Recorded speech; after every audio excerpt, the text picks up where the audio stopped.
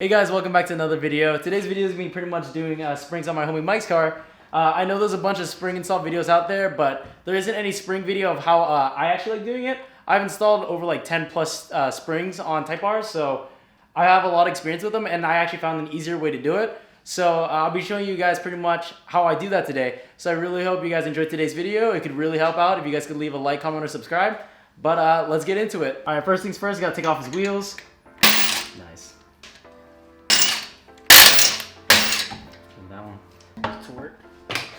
All right, so to start off, we are going to be doing the rear springs first. It's actually very easy to do it. So just so you guys also know, I do not cut the bump stops when I do install them. Some manufacturers say you have to, but I haven't done it on. I've done it to one car, but after every car, I've never done it again. I haven't noticed any difference, but I don't cut them. But we normally start with the rear. The rear is actually really easy. All I really do is drop this bolt right here, which is a 17, and the one that connects to the end link to the sway bar. Is it?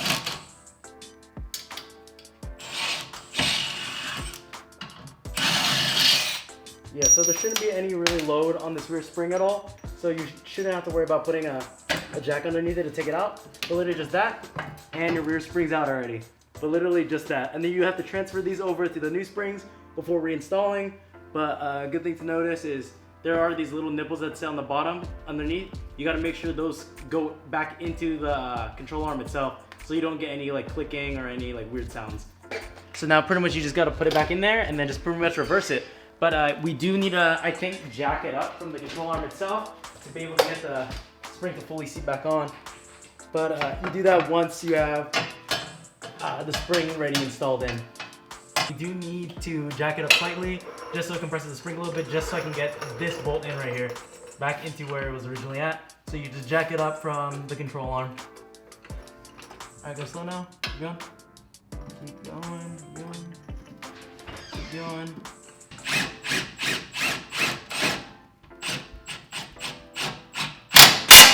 Alright. Cool. Alright, take the jack off. Cool, so that was pretty much doing the rear spring. That's all you have to do, and then you repeat that on the other side. All right, so same process on this side. Take it off, literally the exact same thing. Take off the same bolt and the same 12 millimeter to the sway bar. But I like to use a flathead screwdriver just so I don't have to hold the bolt normally, to be able to pull this out while spinning. Take that one out, and then you got one more for the sway bar. Exact same thing.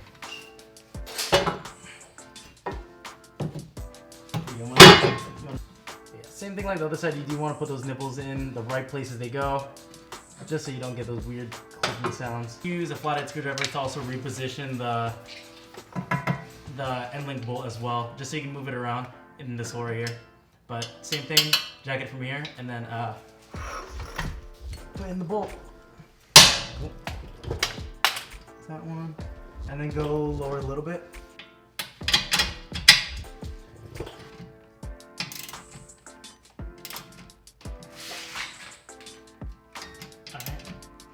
Cool. So that was pretty much the rear spring. Super easy to do. You just gotta make sure you torque both of these bolts when you're done. I believe it's only like 50 something foot-pounds for the outside ones, and the inside ones I don't remember, but you guys can look that up on the forums. But make sure you torque these and get all the nipples to line back up so you don't get any clicking sounds for the rear. This is where it does get a little bit different. I'm actually currently underneath the car in the front, so for the front suspension. A lot of people drop this control arm completely, but I found that it's completely unnecessary to actually drop it. All you really have to do is be able to access these two bolts that are in the back of the control arm back here. You have to be able to access these two bolts to be able to drop it a little bit. But all you really have to do is slightly lower this side, or well, both sides actually, when you're doing each spring to be able to get that spring out. But to get to it, we do have to take off these bolts that hold the undertray on, but you only have to take off these rear ones just to be able to drop it enough so we can access these two bolts that I believe are 21s. But I'll check once we're under there. But take all these off so we can just drop it off, just so we can get access to those two bottom connecting points for the control arm. So the bolts that you gotta take off for this under tray, they're located right here. You should have 4 at the top. So there's one here, and it's mirrored on the other side as well. And then you also gotta remove, I believe, this clip and that clip as well. And I think you can remove this middle screw here just so it helps drop it down a little bit more. But that's what you got to take off to pretty much remove this under tray. Or not fully remove it, be able to move it out of the way so you can access it. Oh wait, also we do have to remove these clips on both sides as well. All right, like so I said earlier, the bolts you got to loosen, be able to help drop the strut out is this bolt and that bolt back there. They're both 19s, but they're on the same joint right here. But once you loosen those, it'll give you enough room to help you get that strut out. A lot of people say you do need to drop the lower control arm. I actually don't drop it at all. Doing that is more than enough to get the strut out on both sides, but pretty much is the exact same both sides. But first things first is we got to loosen those two 19s. So honestly, this is the first time this has happened, but it got stuck on there. Or that bolt was like crazy tight. But normally I can just impact it off with that tiny impact I have. All right, now after that, you are gonna want to take off all the accessory stuff, the bracket that holds the brake line on, and the height sensor that's on the control arm. And you also got the end link for the sway bar as well. And then I believe those are all the accessories besides also the electronic part as well that goes to the strut. But now you gotta take those off. The height sensor is a 12mm. It should be on that side. And you gotta take that off first. So the height sensor is right there. You also gotta take off the 12 that holds onto the brake line and the sensor. But you gotta take that off because this whole knuckle is gonna fall forward. So you don't want it really putting tension on the line and the actual brake line itself. But it's also another 12. You gotta also disconnect the sensor that goes to the strut itself that actually makes your suspension work. Those drive modes that you get, it's this sensor right here that controls the struts. You got the 14mm end link bolt. All right, there's the end link bolt. Now you got the 17s right here. You got this bolt and that bolt back there. You are gonna need a 17 wrench and a 17 socket to be able to get these two bolts out, but those should be the other things holding in the strut to the knuckle itself.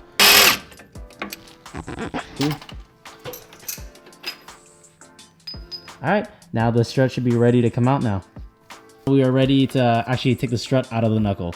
So to do that, we pretty much just push down from right here. And then once we get enough clearance, get a pry bar underneath and try to pry it out. But the way the knuckle's designed, it's designed so you can pull the strut out from this way, going this way, because there's like a little notch. So the knuckle's gonna go this way and the strut's gonna go this way to pretty much get it out without having to drop that control arm itself. All right, so you pretty much just push down as hard as you can on that. Like, yeah. There you go. Starting to go. Keep going. And then now you just try to pry it out. The axle might pop out, but I'll show you guys how to put it back in in case it does fall out. Yeah. So you want to pry that down while we bolted down there, or loosen down there, just so it gives you a little bit more room. If you pry that down a little bit, it might give you that little extra room that you need. So it's gonna come out right now. I can see it. You're almost there. Just keep doing that. Okay. Yeah. Watch this. There we go. Bing bong. There you go. It's really close to coming out now. There you go. There it goes. There, it's out now. There. But yeah, pretty much if you look in here, can you put the camera in there? Yeah. So if you look in here, it is notched right there. So the strut can come out that way. So that pretty much allows you to be able to do it without taking this control arm out. Now the strut's completely separated from the knuckle. All we gotta do now is remove the top 3 14s and the strut will come down and out. Mike's gonna drop it, or take out those 14s. There's 3 of them at the top. We're also gonna take off this locating pin just so it gets a little bit more camber as well. All right. So now the strut will come out. Pull it out from under there. And okay, cool. Look, the axle came out. So I'll be able to show you guys how to pretty much put that back in as well. But we'll put that there. Yep. You also don't want it to be sitting like this because it's putting a lot of strain on the brake line. All right, so you got to make sure you have a good spring compressor because you don't want this thing shooting at you and injuring you. But make sure you go rent one. You can usually rent them at like a local hardware store or like automotive store. But make sure you got a good one before you do this so you don't hurt yourself. Yeah, and then now take out that top nut.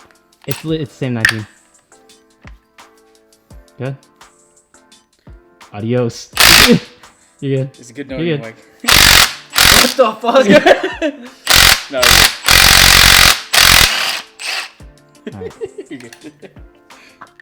Cool. And then now loosen the spring compressor.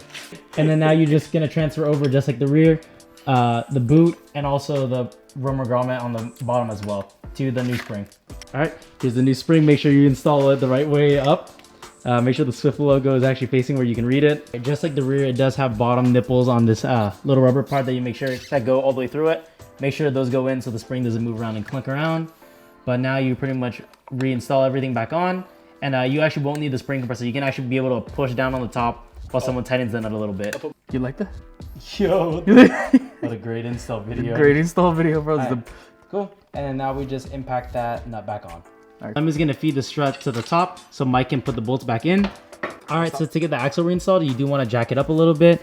And then the axle is splined. So you have to pretty much line it up with the hole on the actual transmission itself. And to actually do that, you have to line up the splines to it and then turn the rotor, or well, just turn the hub just so it can line up to the splines. And you'll know once it's attached back on. But yeah, feed it into the hole and then spin the rotor around. And then you should feel it go back in. Cool, now the axle's back in. You'll know it's actually engaged, so when you actually turn the actual thing, you'll hear the transmission moving with it.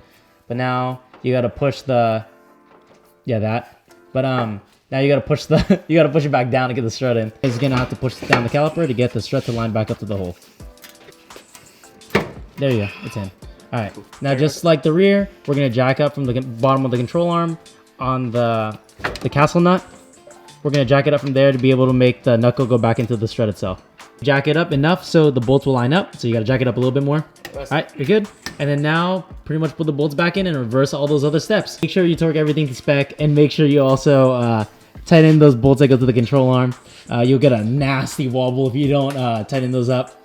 But make sure you tighten those up before you pretty much do anything else. So for clearance purposes, he does have a safe spec for wheel fitment, but I do know it might slightly rub this. So what I'm gonna do is take the screw out, drill out the insert that's in here, and then heat it up and push the tab back up, just so he doesn't have to worry about any like rubbing sounds or anything like that. I'm also gonna trim the fender liner a little bit just so you don't have this like weird protrusion out here.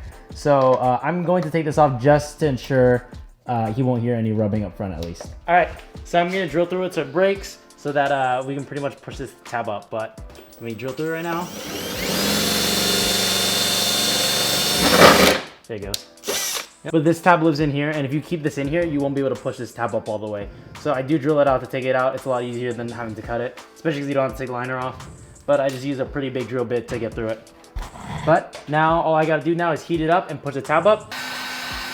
But yeah, make sure you heat it up so it gets hot so you don't crack your paint. I heated up the tab, and now it's ready to be pushed up. Damn. What's that? But yeah.